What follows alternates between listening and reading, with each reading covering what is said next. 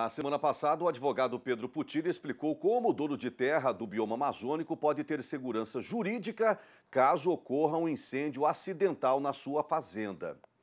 Ainda bem, que a seca já está dando lugar para o período chuvoso e, por causa disso, vamos tratar agora de água.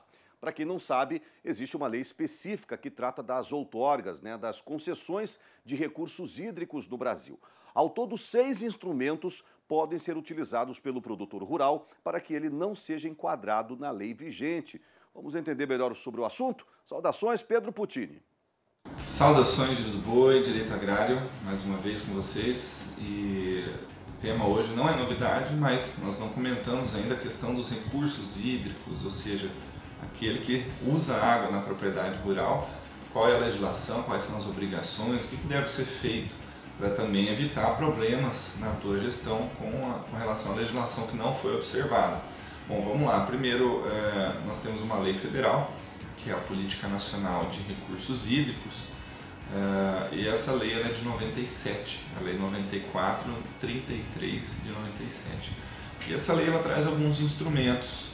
E que instrumentos são esses? São, na verdade, 6 instrumentos que que a Política Nacional de Recursos Hídricos traz.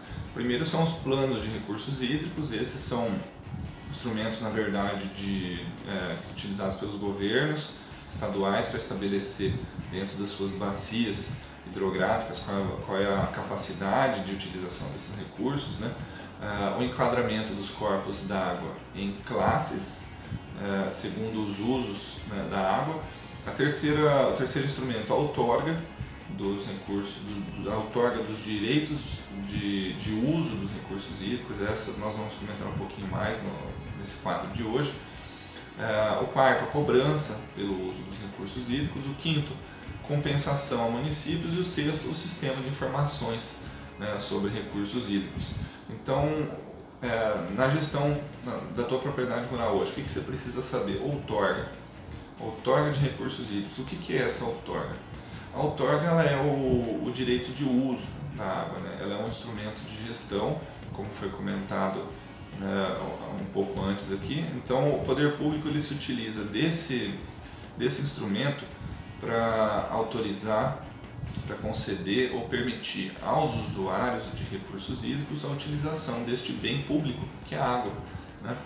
E, então, a outorga é, na verdade, um ato administrativo e o poder público concede ao outorgante, o outorgante concede o direito de uso dos recursos hídricos em algumas condições estabelecidas neste ato administrativo da outorga. O que está sujeito à outorga de recursos hídricos?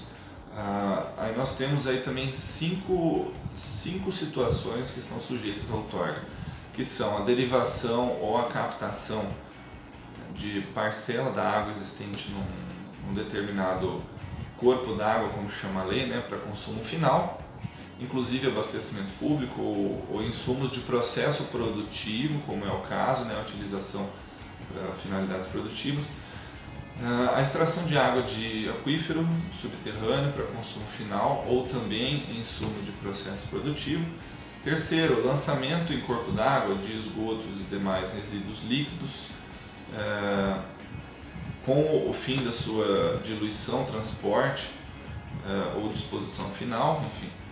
Quarta situação, aproveitamento de potenciais hidrelétricos. E quinta situação, qualquer outro uso que altere regime, quantidade, qualidade da água.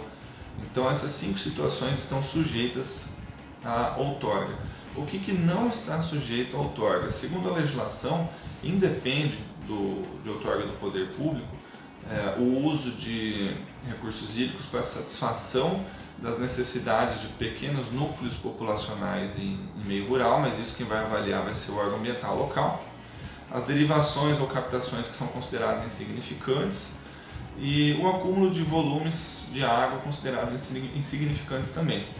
Então essas são situações que não geram a necessidade de outorga.